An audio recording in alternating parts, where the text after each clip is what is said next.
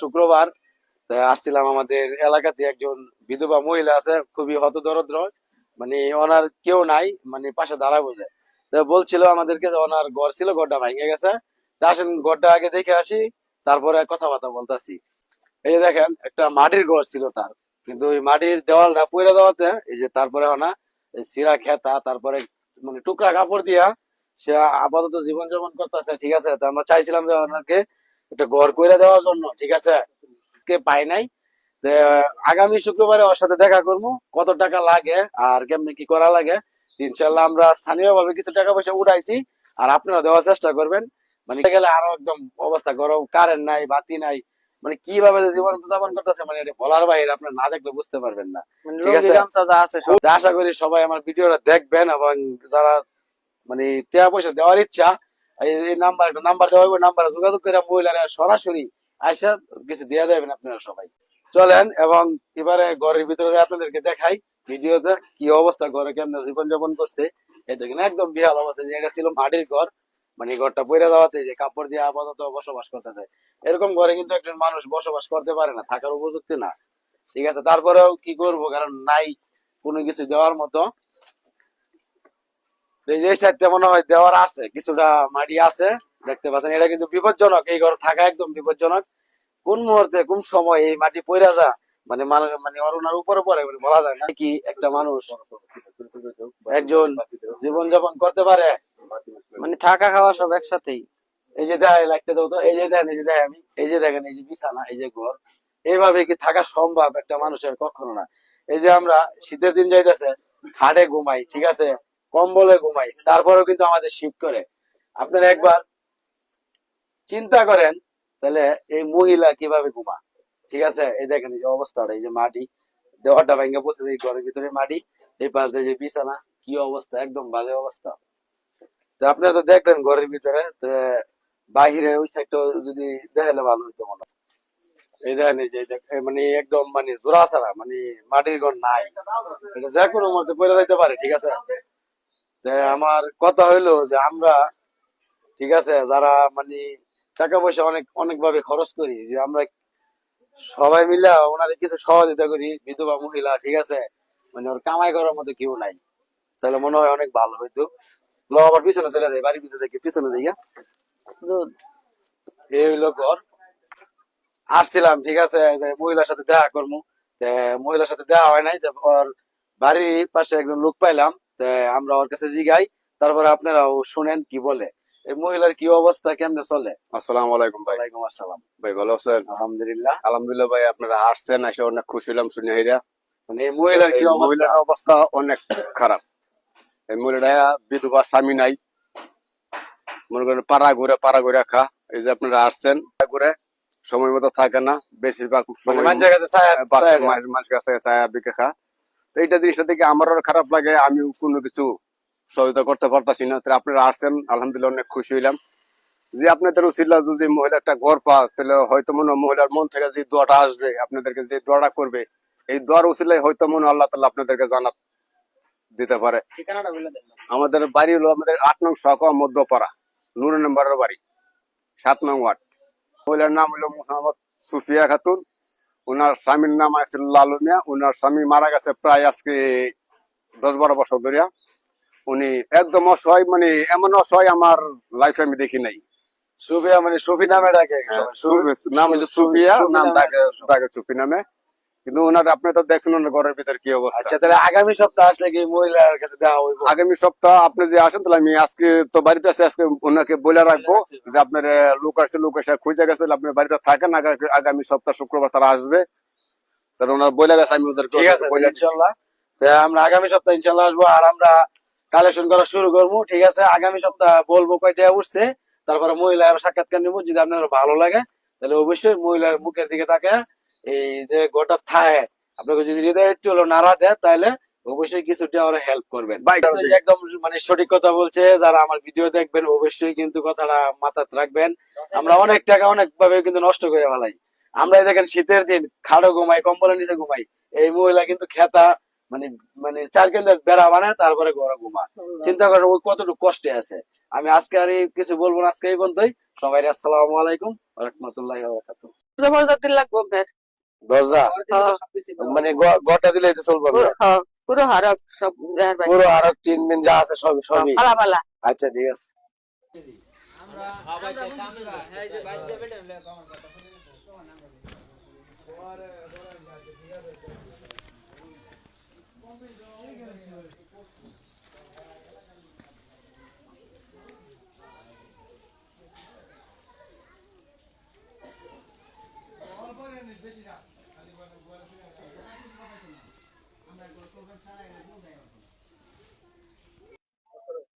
সালাম আলাইকুম। গেছে শুক্রবারে বলছিলাম যে মহিলার ঘরটা করার লেগে আসছিলাম, পাইছিলাম না, আজকে বাড়িতে পাইছি।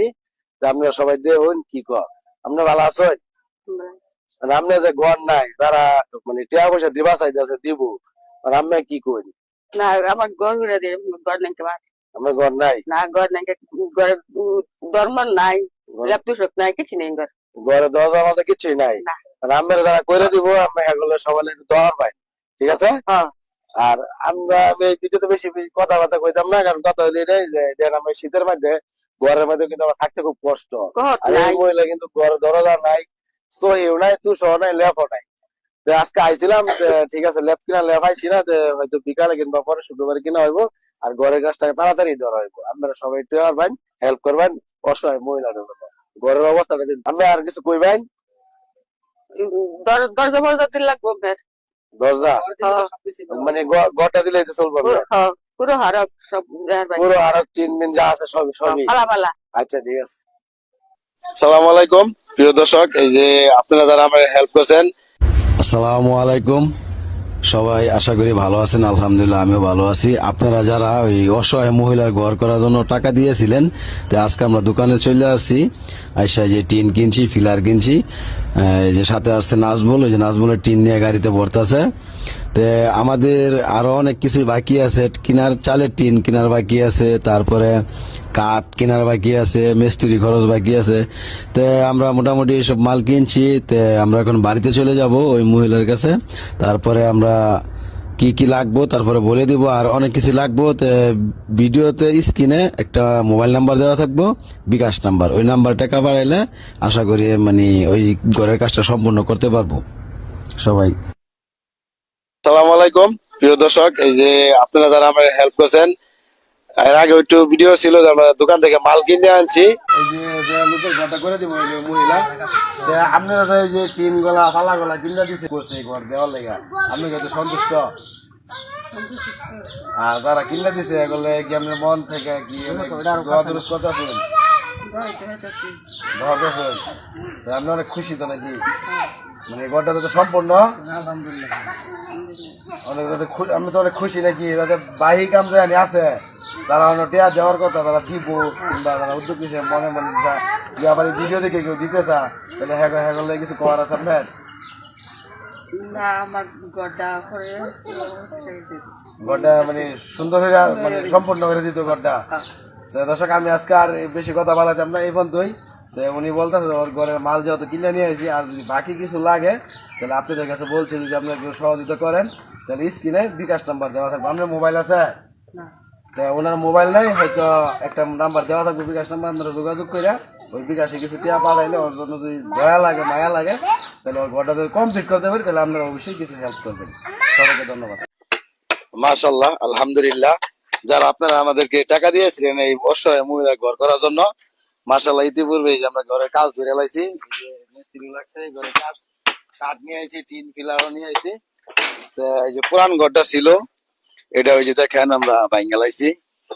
এই যে ঘরটা ছিল মানে দেওয়ার অর্ধেক ছিল না, দেওয়ান এই যে ফিলার মিলার নিয়ে আইছি ঘরের কাজ। মাশাআল্লাহ ঘরটা সম্পূর্ণ করে তারপরে এই ভিডিওতে আবার দেখাবো, ঠিক আছে? এই ভিডিও দেখবেন এবং পুরা ভিডিও পাইবেন। এই যে ঘরের কাজ করছি, মাশাআল্লাহ আলহামদুলিল্লাহ যারা সহযোগিতা করছিলেন।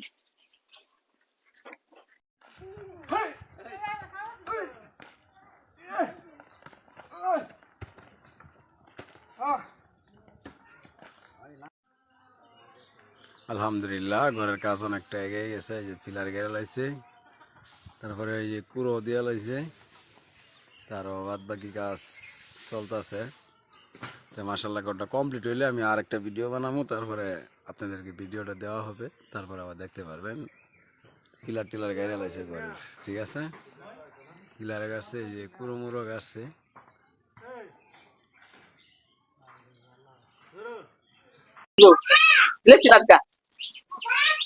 আলহামদুলিল্লাহ। তো আপনারা যারা আমাদেরকে সহযোগিতা করছিলেন এই অসহায় মহিলার ঘরটি করার জন্য, তো ঘরটি করে লাইছি। তো আসেন দেখেন, ঘরটা হইলো এই দিকে, তুই ক্যামেরা নিয়ে আসো।